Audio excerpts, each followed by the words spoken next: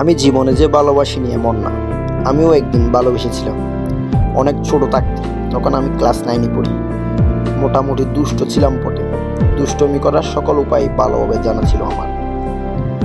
School জুড়ে দুষ্টামি আমার নাম ছিল হিটলেস। ক্লাস ফাঁকি আর স্কুল পালানো ছিল আমার খুব পছন্দের। তবে মেয়েদের ব্যাপারে ছিলাম খুবই ভদ্র। এই ধরনের দুষ্টামিতে যখন হচ্ছিল না, তখন বন্ধুরা বলল একটা প্রেম কর। তারপর তারা একটা মেয়ে পছন্দ করে। দেখলাম মেয়েটা সত্যি অনেক সুন্দর, বেশ লম্বা। মেয়েটাকে আমি আগে অনেকবার দেখেছি, কিন্তু এভাবে কোনোদিন ভাবিনি। সেদিন অনেক আনন্দ নিয়ে বাসায় ফিরছিলাম। দেখলাম সারাদিন শুধু মেয়েটাকে নিয়ে ভাবছি। তখন থেকে বুঝতে শুরু করলাম ভালোবাসা কি। সেদিন রাতে ঘুম একদম হচ্ছিল না। পরের দিন স্কুলে গেলাম আর তাকে দেখলাম নতুন করে। মনে হলো শুধু এই স্কুলে না, সে যেন পৃথিবীতে সবার চেয়ে সুন্দর। সত্যি ভালোবেসে পেলাম তাকে। স্কুলে সব সময় তাকিয়ে থাকতাম তার দিকে। তাকে দেখলে আমার বুকে অন্যরকম একটা অনুভূতি সৃষ্টি হতো। নিজের অজান্তেই আমার মুখে কোনো এক অদ্ভুত একটা হাসি খেলে যেত। খুব ইচ্ছে হতো তাকে আলতো করে একটা ছুঁয়ে দিতে, কিন্তু তার মুখোমুখি হলে তার চোখের দিকে তাকাতে পারতাম না। মাথা নিচু করে ফেলতাম। আমার মনে আছে সেদিন থেকে আমি আর একদিনও স্কুল কামাই করি। তখন মনে হতো শুক্রবার ক্লাস হলে খুবই ভালো হতো। দুষ্টামি একেবারে ছেড়ে দিয়েছিলাম। দুষ্টামিতে হিটলেস থাকা ছেলেটি হঠাৎ এত ভদ্র হয়ে গেল, এটার নজর এড়ানোর মতোই কথা। ভালোবাসার কথা সরাসরি বলতে পারলাম না তাকে। অবশ্যই আমার অবস্থা দেখে তার এক বিন্দু বুঝতে বাকি ছিল না। সেই ব্যাপারে আমি ছিলাম নিশ্চিত। ব্যাপারটা বললাম ওর এক বান্ধবীর কাছে, যে আমাদের এলাকায় থাকে। ও শুনে হাসলো আর বলল, সানজিদা সব জানে। সেদিন খুব লজ্জা পেয়েছিলাম আমি। ও দুঃখিত। মেয়েটার নাম সানজিদা। যেহেতু তখন মোবাইলের এত প্রচলন ছিল না, সেহেতু আমাদের ভেতর কথা আদান প্রদান করে দিত তার বান্ধবী। এইভাবেই কেটে গেল কিছুদিন। হঠাৎ দেখলাম সে একদিন স্কুলে আসতে দেরি করেছে। ভাবলাম এত দেরি করে স্কুলে আসে না তো। ওর বাসাটা ছিল স্কুলের পাশে। চলে গেলাম ওদের বাসার পাশে। ওখানে দেখা হলো আমার এক বন্ধুর সাথে। জিজ্ঞেস করলাম, সানজিদাদের বাসা কোনটা? যে বাসার পাশে দাঁড়িয়েছিলাম আমি জানতাম না ওটা সানজিদার বাসা। সানজিদা জানলা দিয়ে বলল, দাঁড়াও, আমি আজ স্যারের সাথে সব বলে দিব। আমি খুব ভয় পেয়ে গেলাম, কারণ আমার আব্বুই ছিল স্কুলের হেডমাস্টার। ও যখন স্কুলে আসলো তখন তো ভয়ে আমার অবস্থা খারাপ। আমার অবস্থা থেকে ও হেসে ফেলছিল সেদিন, কিন্তু ও কিছুই বলে নাই। আমার ব্যাপারটা স্কুলে তখনও আমার বন্ধুদের ভেতরে সীমাবদ্ধ ছিল, কিন্তু জীবনের প্রথম প্রেম, তাই নিজেকে আমি আর বেশি দিন কন্ট্রোল করে রাখতে পারিনি। সবাইরে বলে বেড়ালাম। কেন জানি না খুব আনন্দ লাগতো সবাইকে বললে। কেউ যদি ওর প্রশংসা করতো, সুন্দর বলতো, তাহলে আমার খুব আনন্দ লাগতো।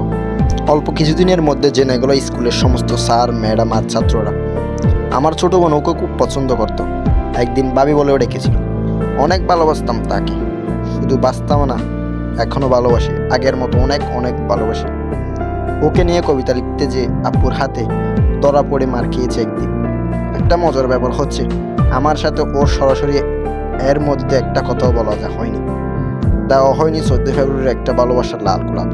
কখনো সামনে দাঁড়িয়ে চোখে চোখ রেখে বলতে পারিনি, সানজিদা আমি তোমাকে আমার জীবনের চাইতেও বেশি ভালোবাসি। আমার জীবনের একমাত্র স্বপ্ন এখন তোমাকে নিয়ে ঘর বাঁধা। তবুও জানতাম না ও আমাকে ভালোবাসে। এভাবে ওকে ভালোবেসে আমার প্রতিটা দিন স্বপ্নের মতো সুন্দর কাটছিল। কিন্তু ভালোবাসা সবার জন্য না। এই সত্যটা প্রমাণিত করার জন্য বাস্তবতা আমার এতদিনের সাজানো স্বপ্নকে এক রাতেই ভেঙে দিল। আমাকে করে দিল খুব একা। প্রতি বৃহস্পতিবারের মতো কোনো এক বৃহস্পতিবার স্কুল থেকে ফেরার সময় হলো মন খারাপ যে তাকে একটা দিন দেখতে পারবো না। শনিবার স্কুলে গেলে কিছু মেয়ে আমায় শুনিয়ে বলল, সানজিদার বিয়ে করলো। আমার একটু জানালো না। আমি শুনে অস্থির হয়ে গেলাম। কি খবর ভাবতে পারলাম না। পরে যখন জানতে পারলাম এটা সত্যি, তখন মনে হলো আমি অনেক চেষ্টা করে কথা বলতে পারছি না। ঠিক ওই দিনই খেয়েছিলাম জীবনের প্রথম সিগারেট। তারপরে এমন সময় গেছে, একটা না 4-3 দিন সূর্যের আলো দেখিনি।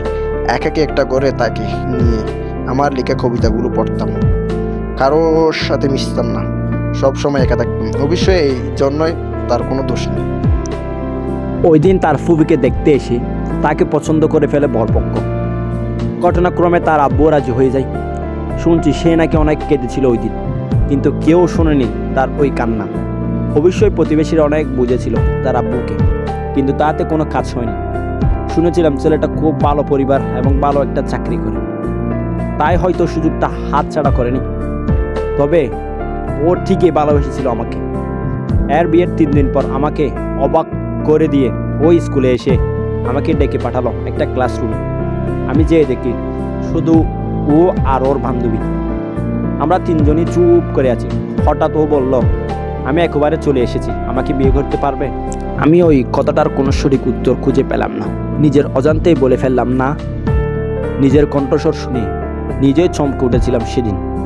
যাকে এত ভালোবাসি তাকে এভাবে ফিরে দিলাম না, কথাটা বলেই মাথা নিচু করে নিয়েছিলাম। একদিকে আমার চোখের জল যেন না দেখতে পাই, আর তার সামনে মাথা উঁচু করার মতো সাহস সেদিন আমার ছিল না। তাই সেদিন আমার না শুনে তার মুখের অবস্থা কেমন হয়েছিল সেটা দেখতে পারিনি। জানি না সেদিন সে আমাকে ভুল বুঝেছিল কিনা। তবে তাকে সেদিন না বলার কারণ, তার আগে এক জায়গায় বিয়ে হওয়াটা না। তখন আমি সর্বমাত্র 9 পড়তাম। তখন আমি যদি তার কথা রাজি হয়ে তাকে কথা দিতাম, আর যদি সে আমার দেওয়া কথাটাই বুক বেঁধে আমার জন্য অপেক্ষা করত, তখন ওটা আরও খারাপ হতো। হয়তো আমার ছোটবেলা না বুঝে দেওয়া কথাটার কোনো মূল্য দিত না এই সমাজ, আমার পরিবার, ওর পরিবার। তারপরে সে ফিরে যায় না তার স্বামীর কাছে। আমাদের স্কুলে আবার পড়ালেখা করতে থাকে। দেখতে দেখতে কেটে যায় আরও অনেক দিন। প্রচণ্ড ইচ্ছে থাকার সত্ত্বেও লজ্জা আর আগের মতোকার দেখাশোনা কিছুই করতে পারি না ওর সাথে। ওই সুন্দরী মুখটির দিকে তাকাতেও পারি না লজ্জায়। যে মুখের দিকে তাকালে একদিন আমার হৃদয় ভরে যেত, তারপর থেকে লুকিয়ে সেই মুখের দিকে তাকালে কষ্ট হৃদয়টা বের হয়ে আসত। অদ্ভুত হাসির বদলে লাল হয়ে যেত 2 চোখ। বিষয়টা এখানেই থেমে থাকেনি। যেহেতু আমার আব্বু ছিল হেডমাস্টার, যেহেতু আমার জন্য তাকে স্কুলটা ছেড়ে পাশের একটা স্কুলে ভর্তি হতে হয়, তারপর থেকে আর কোনো মেয়ের, এমনকি কোনো ছেলের সাথে আর বন্ধুত্ব করিনি। একা থাকতে পছন্দ করতাম, একা একা ঘুরতাম, কারো সাথে মিশতাম না। অধিকাংশ সময় একাই বিছানায় শুয়ে তাকে নিয়ে লেখা কবিতাগুলো পড়তাম। আমার রুমে আর কাউকে ঢুকতে দিতাম না। মাধ্যমিক পাশ করে একটা কলেজে ভর্তি হলাম। সেখানে সাইমা নামের একটা মেয়েকে ভালো লাগলো, কিন্তু ভালোবাসতে ভয় পেতাম। অল্প কিছুদিনের মধ্যে মেয়েটাও বুঝে গেল ব্যাপারটা। হলো বন্ধুত্ব, তারপর ভালোবাসা। কিন্তু সানজিদার জায়গাটা অন্যকে দখল করবে এটা মেনে নিতে পারিনি আমি। অবশ্যই সাইমা আমাদের ভালোবাসাটা গড়াতে গড়াতে অনেক দূরে নিয়ে গেছিল, কিন্তু আমি কোনোদিন তাকে সানজিদার জায়গায় বসাতে পারিনি। নিজের হাতে নষ্ট করেছে আরেকটি ভালোবাসা। এখন অবশ্যই নিজেকে অনেকটা কন্ট্রোল করতে শিখেছি। নতুন করে কষ্ট পাওয়ার ভয়ে আর কোনোদিন কাউকে ভালোবাসতে পারিনি। তবু এখন চিৎকার করে বলতে ইচ্ছে করে, আমাকে ভুলে যেও না সানজিদা, আমি এখনও তোমাকে আগের মতো ভালোবাসি। 4 বছর পর হঠাৎ 2 মাস আগে দেখা হয়ে গিয়েছিল ওর সাথে, কথাও হয়েছিল কয়েকটা। বুঝলাম এখনও ভালোবাসে আমায়, কিন্তু কতটা সেটা বোঝার মতো ক্ষমতা আমার মতো অপরাধীর নেই। নিজেকে খুব অপরাধী মনে হলো তখন।